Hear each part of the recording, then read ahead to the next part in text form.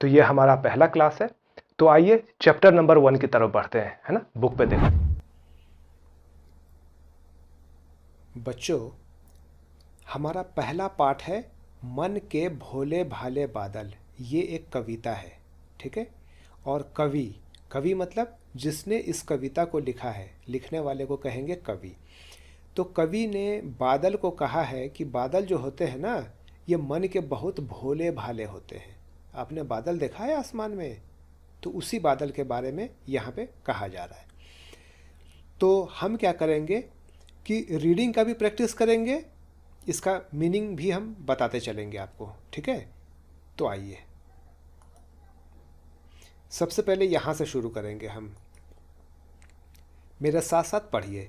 मन के भोले भाले बादल, झब्बर झब्बर बालों वाले गुब्बारे से गालों वाले, लगे दौड़ने आसमान में झूम झूम कर काले बादल। तो यहाँ कवि क्या कह रहा है? कवि यहाँ कह रहा है कि झब्बर झब्बर बालों वाले।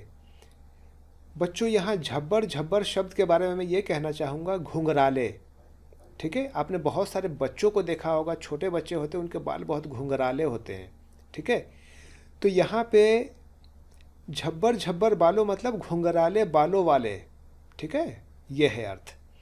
यानी कवि कह रहा है कि ये जो बादल होते हैं ना, ये बिल्कुल झब्बर झब्बर बालों वाले होते हैं, मतलब घुंघराले बाल जो होते हैं ना, उसकी तरह होते हैं। गुब्बारे से गालों वाले, गुब्बारा आपने देखा ना, एकदम फूला होता है। तो कवि बता रहा है कि इसके गाल जो है ना, गुब्बारे की तरह फूले हुए हैं। लगे दौड़ने आसमान में, आसमान में यह बादल जो है हमेशा दौड़ते रहते हैं, ठीक है। झूम झूम कर काले बादल। अब झूम झूम कर काले बादल का मतलब क्या है? ये झूम झूम कर ये जो काले बादल है आसमान में दौड़ लगाते हैं, ठीक है। अब आइए यहाँ से शुरू करते हैं।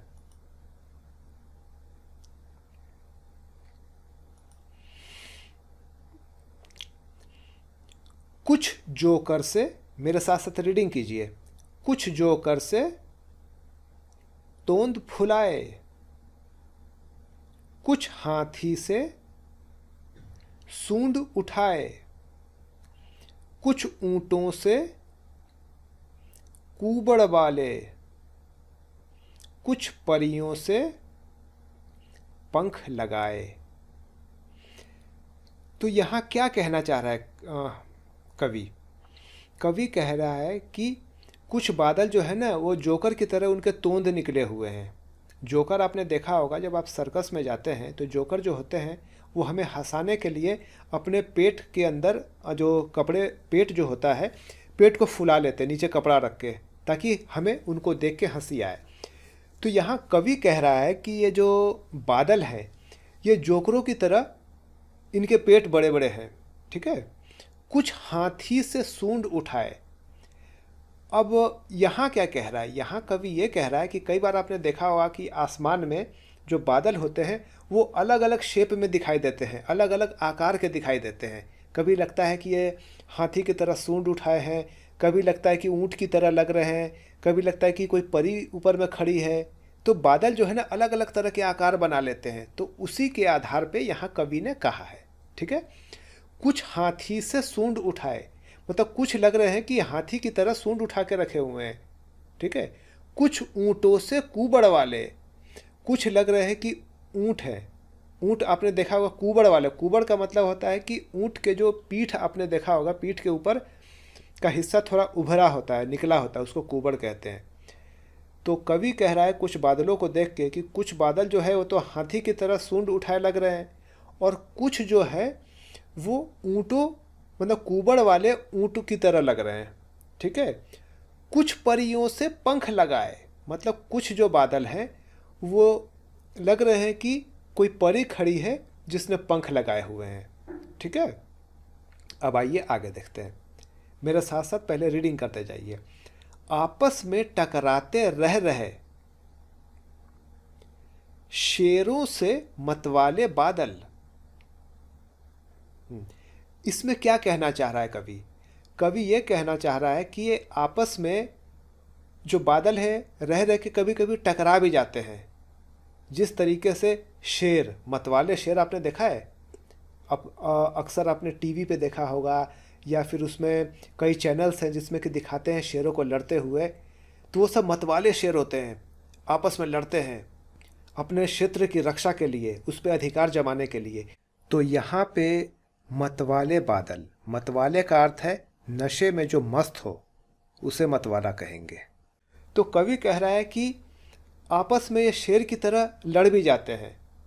तो ये किस संदर्भ में कह रहा है कवि कि लड़ जाते हैं? अक्सर आपने देखा होगा कि बादल के टकराने से गर्जना होती है, बादल गरजते हैं ना तो आवाज़ आती है। तो उसी के आधार पे कवि ने बादलों के लिए ये भी शब्द कहा है, ये भी पंक्तियाँ लिखी है। ठीक है, अब आगे पढ़ते हैं।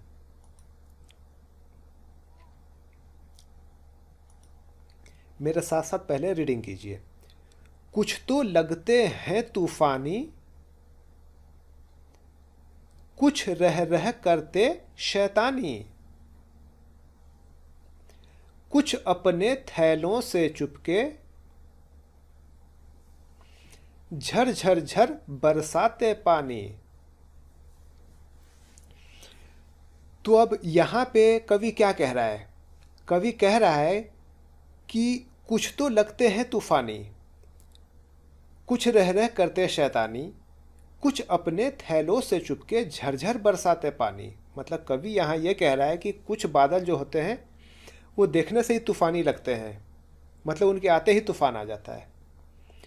और कुछ जो है शैतानी करते हैं, रुक रुक के शैतानी करते हैं। तो यहाँ हम कई तरीके से समझ सकते हैं कि जैसे कोई बादल गरजते हैं तो कोई अचानक आके बरस जाते हैं, ठीक है, कोई गरजते हैं लेकिन बरसते नहीं हैं। तो उसके लिए इस तरह के वाक्यों का इस्तेमाल किया जा सकता है। ठीक है, और यहाँ ये भी कह रहे हैं कि कुछ अपने थैलों से चुपके झर झर झर बरसाते पानी। तो यहाँ कहने की ये कोशिश किया जा रहा है कि जैसे बादल जो होते हैं अपने साथ मेघों को लेकर के आते हैं और एक जगह जाकर के बरस जाते हैं। ये आपने देखा होगा, काले बादल आते हैं और आकर के बरसात करके चले जाते हैं। तो उसी को आधार बनाते हुए कवि ने ये कहा है कि कुछ अपने थैलों से चुपके झर झर झर बरसाते पानी। ठीक है, अब यहाँ आ जाइए। नहीं किसी की सुनते कुछ भी, मेरे साथ पहले रीडिंग कीजिए। नहीं किसी की सुनते कुछ भी, ढोलक ढोल बजाते बादल। इसका क्या अर्थ है? इसका अर्थ यह है कि ये जो बादल है किसी की नहीं सुनते हैं। अब यदि आप बोलोगे कि बादल बारिश मत देना, तो क्या बादल आपकी बात मानेगा? नहीं मानेगा। तो यहाँ पे कवि यही कह रहा है कि वो किसी की बात नहीं मानते हैं। जब मन करता है ढोलक बजा देते हैं। ढोलक बजाने का मतलब गर्जना करते हैं, आपस में टकरा के गर्जन करते हैं, बहुत आवाज़ करते हैं। कभी कभी बहुत आवाज़ आती है बादलों के टकराने से। ठीक है, तो आइए आगे देखते हैं।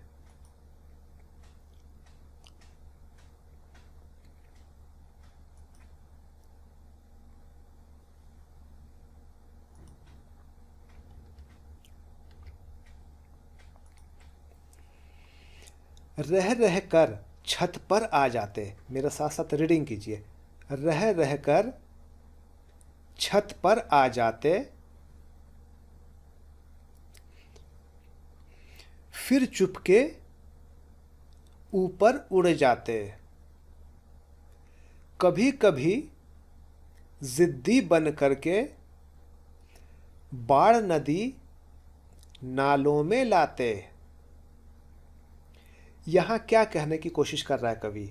यहाँ कवि ये कहने की कोशिश कर रहा है कि रह रह कर छत पर आ जाते, फिर चुपके ऊपर उड़ जाते, कभी कभी ज़िद्दी बन करके बाढ़ नदी नालों में लाते। अच्छा, इसका अर्थ यह है कवि के अनुसार कि कभी कभी आपने देखा होगा कि ये जो बादल हैं काफ़ी नीचे आ जाते हैं, लगता है कि हमारे छत पे आ गए हैं, फिर धीरे से ऊपर की तरफ उड़ जाते हैं। ठीक है, उड़ जाते हैं धीरे से। और कभी कभी तो इतना ज़िद्दी हो जाते हैं, इतना ज़िद्दी हो जाते हैं कि बुरी तरीके से बरसते हैं। और इतना बरसते हैं कि आप आसपास में देखेंगे कि नदी और नाले जो हैं उसमें लगता है कि मानो बाढ़ आ गया हो। ठीक है, तो ये कहने का मतलब है।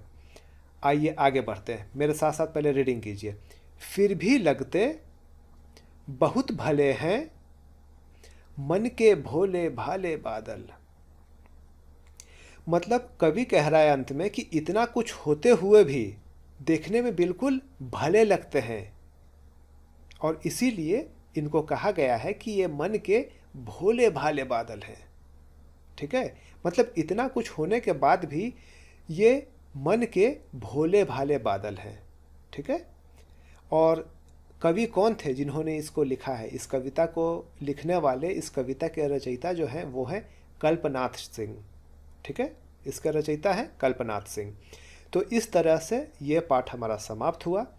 अब मैं चाहता हूँ कि इस पाठ को बार बार आप देखिए, बार बार आप सुनिए, क्योंकि ये वीडियो है, इसे आप कई बार देख सकते हैं।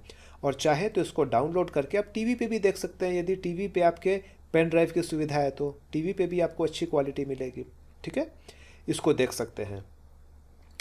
और इसके बाद इसको याद करने की कोशिश कीजिए, कंठस्थ करने की कोशिश कीजिए, और कंठस्थ करने के बाद अपने माता पिता को सुनाइए। और उसके पश्चात आप रीडिंग की प्रैक्टिस कीजिए। पहले आप इसका ऑडियो ऑन करके सुन लीजिए कई बार, उसके बाद इसका ऑडियो बंद कर दीजिए, जो आवाज़ आ रही है उसको बंद कर दीजिए, और उसके बाद रीडिंग का प्रैक्टिस कीजिए। ठीक है, और उसके बाद कॉपी में भी देख करके आपको लिखना है। ठीक है, तो आज के लिए बस इतना ही।